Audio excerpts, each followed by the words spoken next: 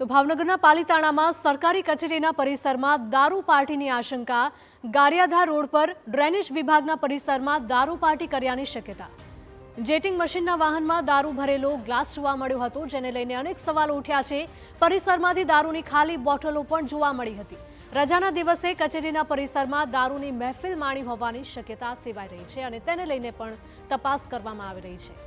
એક તરફ ભાવનગરમાં થયેલા લઠ્ઠાકાંડમાં મોતનો સિલસિલો હજુ પણ થંભ્યો નથી અને તપાસનો દોર ચાલુ છે, ત્યાં બીજી તરફ ભાવનગરના જ પાલીતાણામાં સરકારી કચેરીના પરિસરમાં દારૂની મહેફિલ જામી હોય તેવા દ્રશ્યો સામે આવ્યા છે। અહીં રજાના દિવસે સરકારી કચેરીના પરિસરમાં દારૂના જામ છલકાતા હોય તેવા વિડીયો સામે આવ્યા છે।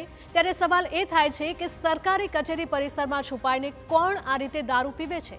શું અહીં તેમને કોઈ રોકનારું નથી કે પછી આ રીતે તેઓ છાકટા થઈને દારૂ પાર્ટી કરતા જ હોય છે?